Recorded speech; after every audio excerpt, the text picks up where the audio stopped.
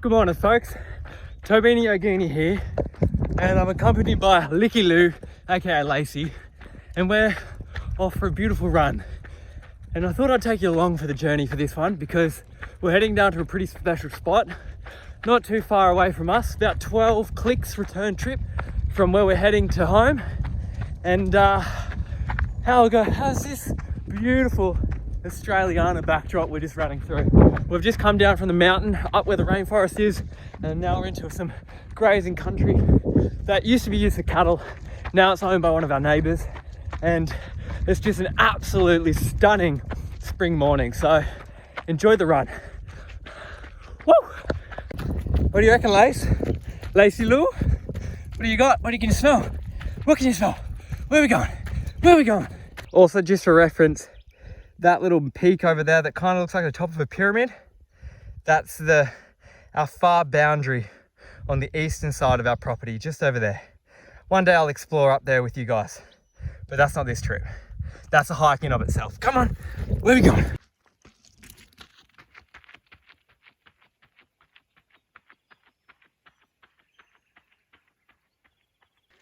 It's always worth a shot, but you've always got to run twice the distance to get it. So I've just stopped to show you perhaps one of my favorite parts of this beautiful section that I'm running today. And right behind me, you may be able to see subtle pinks through these gorgeous trees. And now a few weeks ago, these just started to flower, and these are actually wild peach trees. So back when all the loggers came through here, they would eat fruits and throw away the seeds, plant trees, and the peach trees will start to grow. And so you can see where fruit has fruited, and birds have eaten fruit and then spread the seeds, and all through here right here is all wild peach trees growing. It's a beautiful part of this piece of river right here. See, beautiful wild peach trees. That tree's got to be at least, man, I'd say 30 odd years old with the size of that trunk and where it is located. Look at that absolutely magnificent sight for sore eyes. And the colour just pops against that harsh Australian back bush drop. It's just absolutely phenomenal. And now you can see the river. And this is a bit preemptive of where we're heading. We're heading somewhere pretty special, but I got to keep running, otherwise it might take me an extra hour, because if I keep stopping, the run home is entirely uphill. I've got about 6 Ks. Lace, you're tangled up. I'll have about 6 Ks of climbing to get back. So you're all tangled. Come here. Lacey's keen as a bean. She hasn't quite got. Yes, just wait, sweetheart, just wait. I know you're all excited. I've seen my favourite animal, Dad. I just want to go play. I want to introduce myself. All right, guys, we're going to keep going. I might put you away until I find something pretty. But yeah, we're just keeping an eye out, and I've got to be very vigilant where snake season has started, and I've already started to see a few red bellies over the last couple of days. So I'm just having a vigilant look as I run, and where we're heading, you know, the chances of seeing browns are pretty high too. So I just got to be very wary on where we're going. So I'm going to put you down. So over in the distance, that peak of that mountain that's just next to the clouds, that is the top of that pyramid on the other side that I was alluding to earlier. We will get up there one day, but basically we've wrapped around, coming down in through the mountains, probably dropped to now 400 meters of elevation, and over there is the start that barriers our property into state forest. So basically from this road down through onto the other side and up is the beginning of all state forest, and then the side over here is all privately owned, but basically all through there is all gorgeous untouched state forest that is just ready to be explored.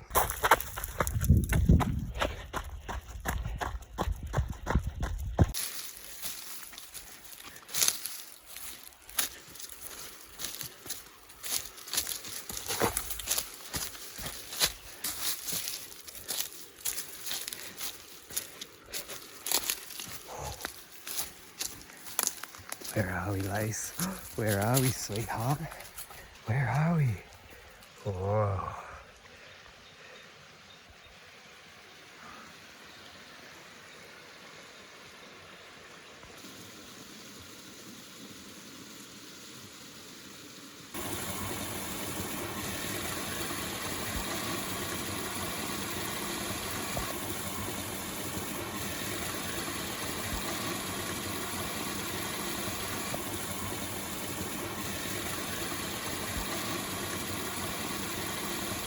So where we're situated right now is basically my halfway point in my morning run, which is a beautiful location that is sacred to the ancestors of this land.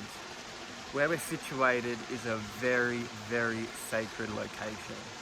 So much so that down here, I'll show you, you can even see where the Indigenous Australian population would have been sat in and amongst these rocks in the hot summer's day back in yesteryear.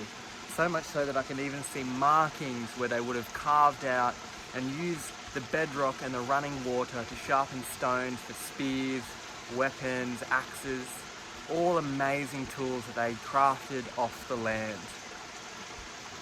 Now, I just wanted to introduce myself. My name is Toby, aka TOBINI YOGINI, and I've been living off-grid for the last 2 years in this very, very special part of Australia, on the east coast. As I said, I live about 6 kilometres up the mountain, probably another 200 metres in elevation, and I wanted to take this time to sit back, relax, and discuss a few things that I've learnt over my time here, which will form the basis and the ethos of what this channel will represent in the future to come. What I have learnt by living off the land is that regardless of your skin colour or any form of division in our three-dimensional form, you can show the respect and the love that this land needs. The Indigenous population of Australia, and for all across the world for that matter, teach us the wisdom that we require to move through the illusions that we see in today's day and age. The ancestors show us that the land can nurture and provide everything that we require to be an abundant and prosperous society and civilization. We are humans of the earth, and that goes beyond the colour of my skin, how long my hair is, whether or not I have facial hair, tattoos, all this division that has separated humans for all these years. We need to cut through it and see beyond these illusions of separation, because at our core, we are the soul that remains unchanged. We are collective consciousness. We are one. Yes, we have individual experiences that transpire in the infinite possibility of this realm, but that doesn't mean to say that we cannot show respect to one another and every single plant and animal that inhabits this planet. And so with that being all said, the last 2 years of living off-grid has changed my life. I'm a loving and nurturing man now where I could never say that I was. I understand my role here, and it far exceeds personal gain, profit margins, and all the things that we get caught up in the material world. Yes, ladies and gentlemen, this life is possible for all of us, but it starts within. It starts in the heart. And one way that I've found is by submerging myself back in Mother Nature and healing and understanding my place. Because living off the land and being out in amongst nature, your life flashes before your eyes, whether it be a snake on the road that if I so antagonize it, it can launch and take my life instantaneously. All these amazing creatures that are poisonous and keep us in our place out here. But it's all these remarks and reminders, whether it be cutting your own wood, keeping yourselves warm, growing your own food. The land and Mother Earth provides everything that we need, and that is including how to open our heart and soul. And so I want to bring awareness to the old way of how we have lived and connected to the land, because the Indigenous populations of Australia and moreover the world show us time and time again that in order to live a holistic, balanced and fulfilled life, we need to see beyond the illusion of ourselves. And that is the message that I'm here to share. And that will be solely based on my personal experience, because that's all I've got to share. But that doesn't mean to say it's the only way. I just want to use myself as inspiration to show that it is possible. Because once upon a time, I was a depressed, unhappy man that did not know how to find satisfaction in his life. So much so that I was using substances to disconnect from this reality, and that is not a healthy place. And I know a lot of people, whether it be through substances, technology, or whatever material item there is out there that distracts you from finding the satisfaction in your life that you know you deserve, because we all deserve that. That is what I'm here to inspire and to help teach. Alright, so I'm going to jump in the water because I'm a bit hot and I can't not see a beautiful body of water like this and get in it. I got to call Lacey back. I don't know what she's on. Lace, come on, sweetie. Where are you? Lacey. Lace. Where were you? Going for an explore. Sniffing something, Dad. I don't know. I don't know where I was. Oh, I don't know. I don't know. Nowhere. I was right here. You don't even know.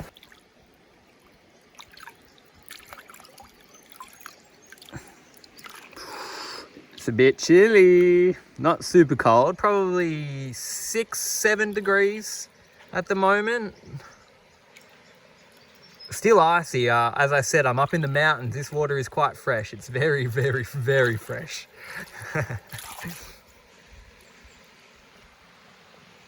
And the sun is slowly creeping. So this hasn't even had any UV ray into it yet. So it is fresh. Even my hand just gone red as soon as I went into it. So might need to get a little bit of breath work going on before I jump in.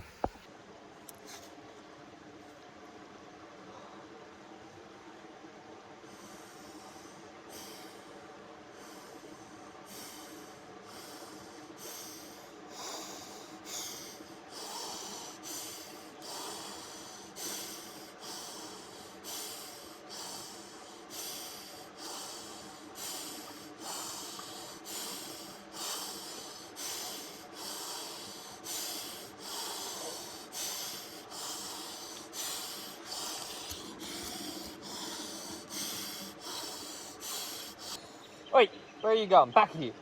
Back here. Come on. She's always getting away from me, I tell you. Alright, let's quickly get in.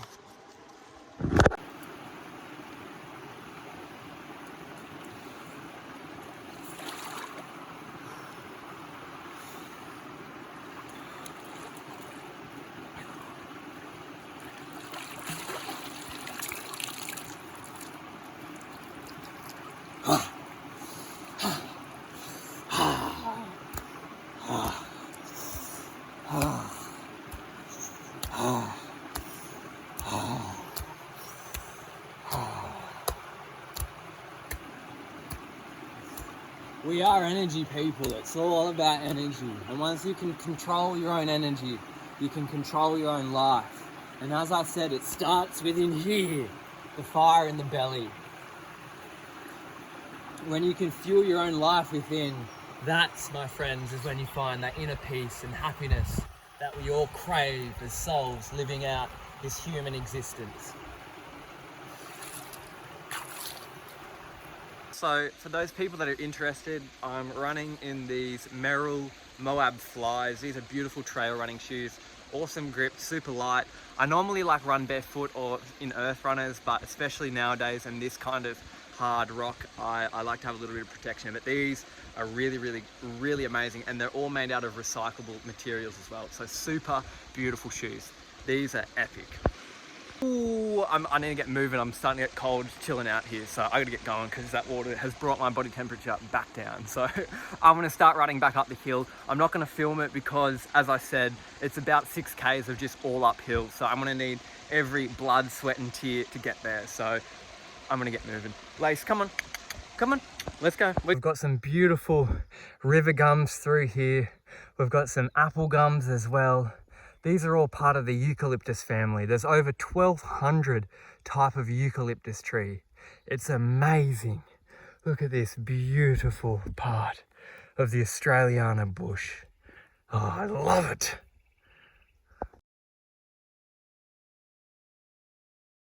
I'm currently trekking up one of the bigger hills. Fuck, I'm cooked already. Come on.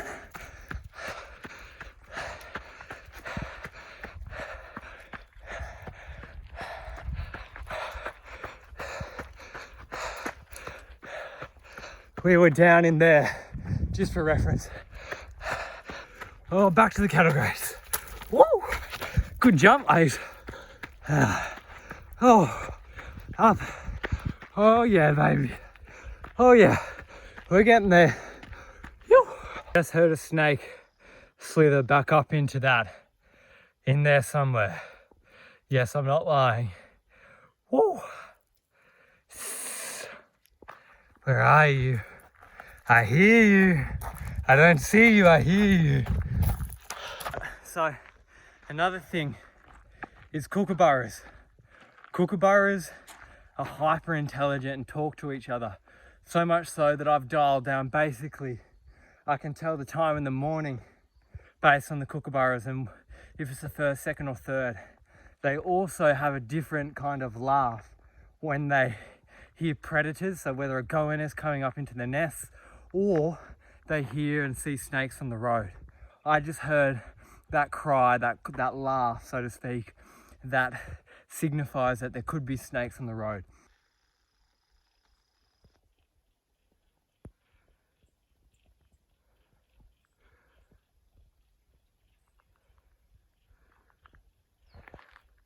Kid, I'm knackered trying to record stuff. Fuck me. I can't even hold my arms up. I'm fucking cooked. Alright guys, I'm going to end it here. Thank you so much for watching this video. I really hope you got something out of it. This is just a taste of what is here to come. If you would like to follow along this journey, feel free to subscribe to this channel and follow along via my social media links in the description below. Until the next one, have an amazing night, day, wherever you are in this world. I love you and I appreciate your energy. And remember, it all starts within. See you on the next one. Oh! Butterfingers. I gotta put this down. My strength is deteriorating rapidly. I gotta get some food. Alright, bye-bye. Salva! Oh, boy, my boy. Well, you don't have long enough legs for the run. You don't have long enough legs for the run. I know, but I've got all the kisses in the world.